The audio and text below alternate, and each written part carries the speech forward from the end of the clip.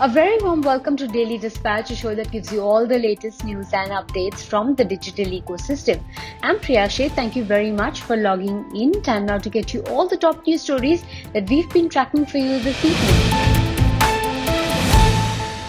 Well, first up, sources say that Byju's is raising as much as $150 million from the UBS Group, which will value the edtech major at about $16.5 billion. Now, UBS could also infuse additional funding into Byju's, which has seen significant growth in the past few quarters on the back of strong uptake of online education. Now, the edtech giant is also said to be looking at raising about $600 to $700 million in funding to further accelerate growth.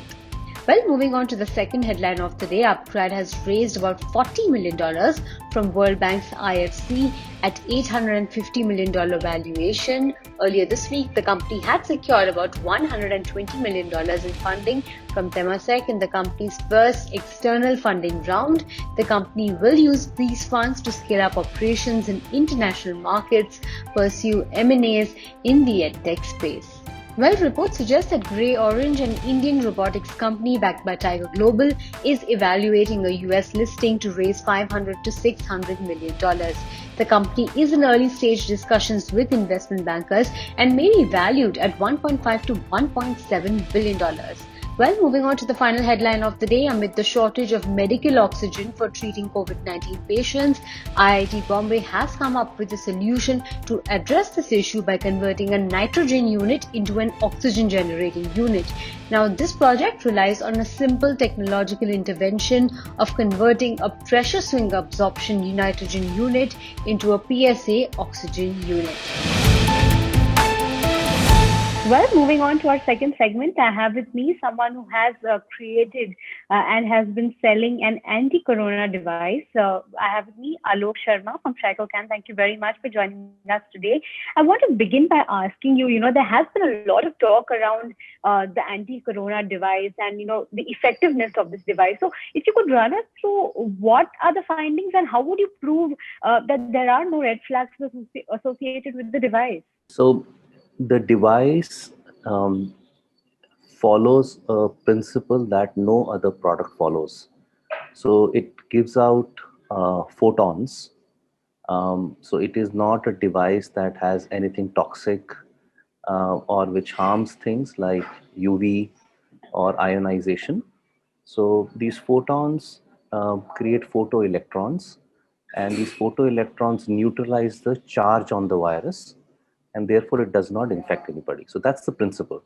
Now, how is it safe? So the testing for this device was done for other bacteria and fungi, and it does not kill the fungi and bacteria. Now, why is that important? We are not looking for a sanitized space. What we are looking for is really a safe space, and just having you know um, this normal environment that we are used to, because many of these things are beneficial to our immune system. It was also tested for on the human cells, lung cells exposure, or and on the animal kidney cells exposure. These are all standard protocols that are tested by institutions of repute like IIT Guwahati, University of Madras, and foreign laboratories. And even after 12 to 24 hours of direct exposure, none of the cells get harmed. So that's what it means, is absolutely safe, while it just neutralizes the virus. And that is what is unique about this device. As we understand at this point in time, and we've been reading a lot of reports, a lot of statements coming out from scientists out there that maybe this device will work if the conditions are ideal, maybe in a vacuum environment, maybe there are different theories out there. So I wanted to understand from your perspective, if this device was so effective in fighting corona, why isn't it being adopted uniformly and universally in a country where we're really fighting this virus at this point in time? I think that's a good question, because what's really happening right now is that, see, okay, let me first tell you whether it works or doesn't work. How do we answer that? So all you have to do is take a normal CFL bulb or a tube light and put it in front of the device, and it will glow. So that means that photons are exciting and electrons will get produced. So it's, things. So while forming free floating electrons might require vacuum, we are not talking about that, because this machine is not producing electrons, it is producing photons. And due to photoelectric effect, only at the point of strike an electron gets produced, and it gets produced even for a very fraction of a second. So but it's enough to neutralize the charge on the virus. So I think the science is self-proven. I don't think there is any issue. I think it's being mistakenly being thought about that the machine is producing electrons and it needs a vacuum to produce electrons, because it is not producing electrons, it is producing photons. Now, see, any device, see what happened is when Corona came in, there are so many claims and counterclaims from so many companies that this technology does seem too good to be true. But what's really happened now is that we've sold in some of the largest companies like Tata's, Mahindra's, Murugappa Group, Adani. So all the large groups now have adopted it. Indian Armed Forces have adopted it. We've got permissions to sell it across most of the countries globally, okay, which includes US, Europe, Australia, New Zealand, most parts of Asia Pacific, most parts of Middle East, Africa, and all the European countries. Now, this would not be allowed if that is not the case. But any product, because there are 1,000 products who are all claiming something similar, it will take time. And it's all started with the word of mouth. So as we speak today, I think we have already installed over 20,000 devices across the globe, and now the word is getting out there that this device really works. So you sold 20,000 devices as of now, and this is across the different groups that you mentioned.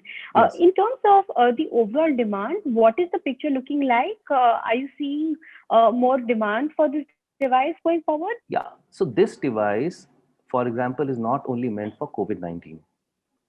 This device is meant for viruses which have a positive charge on this thing. So the whole coronavirus family is something very similar. The influenza family has a positive shell outside it. So it just neutralizes the charge on these viruses. So this is a new birth of a new category of products. And this category, I would call it a viral defense device or a viro defense device. So today, I think we need a defense against viruses in the space that we are sitting in. If we're in an office, we need that we can talk to our colleagues. If you're at home, we can invite somebody over. If we go to a theater, then we can watch it safely. I think with this pandemic, one thing has been taught, there's a new kind of device that is required, and that's a viral defense device. So as we speak in terms of demand, we are barely able to cope up with the demand at this moment. We are expanding our manufacturing rapidly. We've doubled our manufacturing the last 3 months, month over month. Next month, we plan to double over April. And it looks like next 3 to 4 months, the numbers we've installed to it late, in next 2 months, we'll be shipping that on a monthly basis. So when you talk about manufacturing, where exactly do you have your manufacturing facilities at this point in time? And if you could give us some sense on where the sourcing of the components comes around from. So are there some specific vendors from which the parts are sourced from, or and where is the manufacturing activity really happening? Our manufacturing activity happening is in Coimbatore, and most of the parts, 90% of the parts are India sourced. They're manufactured in India. A couple of parts are European sourced. So there is a specific component called EHT, which is the heart of one of the main components of the product. Those only Europeans manufactured. So it's just one component from Europe and all other components manufactured in India and assembling done in India with design in India. There is even Eureka Forbes is actually selling these devices from Shycocan. So is there a specific partnership that you have with Eureka Forbes, or how does this tie-up really work? See, Eureka Forbes is also a licensee, okay, of the Shycocan device. Okay, so the inventor has given licensing to various people, and all the licensees are working together towards building this market and creating, having this product available to save people from this deadly COVID pandemic. Going forward, Mr. Sharma, I want to understand whether you are going to be going ahead with this device itself, or are you looking at diversifying and creating other anti-corona devices? Because, at this point in time, people are looking at different ways to protect themselves and their homes. So is there some diversification plan? Yeah, so We may not do other corona devices, but surely Shycocan as a device will be available for various use cases. So different use cases, like for example, it is available for rooms right now. We not only need to ensure rooms, for example, children could be safe in a classroom if this device is installed, but they still need to come by a bus. Have there been cases where, after installation, there have been positive cases of the people in the room? Have you had instances of those? See, we've had a lot of instances where people have said that they've had a positive case, but no transmission happened in their premises. For example, there was a factory in Noida which had a marketing manager whose son tested positive. He tested negative on day one. Fourth day he tested positive, but 4 days he was in office. Nobody else got tested positive. Okay. In our office, there was an employee who, because she used a metro, so she tested positive, and but she spent the next 4-5 days in office in long meetings, and none of them, she did not pass it on to anybody else. Right. So it's safety with caveats, as you did mention. But just a final question before I let you go. I want to ask you, have there been any legal or regulatory hurdles so far? It's actually an environmental device. So we've got approvals from all countries to sell it.